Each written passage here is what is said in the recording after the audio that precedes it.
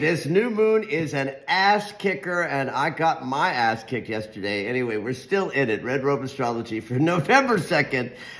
New moon. The moon will change signs towards the end of the day, and it'll be over, but we're still really in it. But today's all about Mercury. Mercury is sextiling Pluto today, so that's good for conversations of depth and change and sexuality and the scary things about life and passion. So our minds are ready to go to deep places, and a trine from Mercury to Mars means our mind and body are in good working order together. We got productivity if you need it, and we're energized. That's yummy.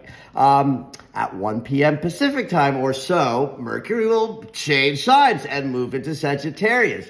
This is a sign he is not happy in. There's too many, it's detriment is the astrological term, but there's too many details in that Sag mutable fire energy for Mercury to be clear. And he'll be here a while because he's going retrograde here. More on that when we get there. Meanwhile, the juicy, beautiful, hopeful sextile between Jupiter and Chiron peaks today for the second time.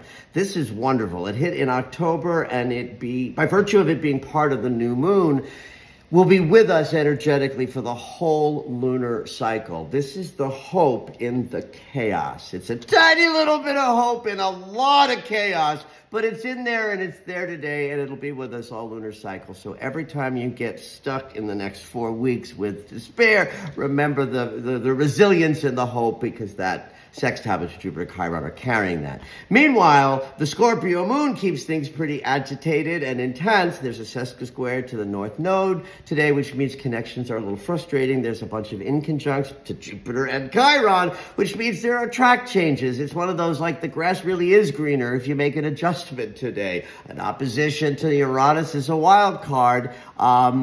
And there's lovely, lovely trines from the moon to Neptune and Mars, which is like intuitive flow and easy productivity in the late afternoon hours Pacific time.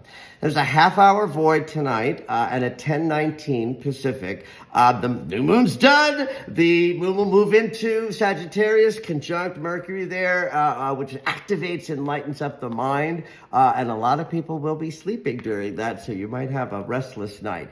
When we wake up tomorrow, the new moon's over. We're in a lunar cycle, off to the races, and by the time it's done, everything's going to be different. Have at it.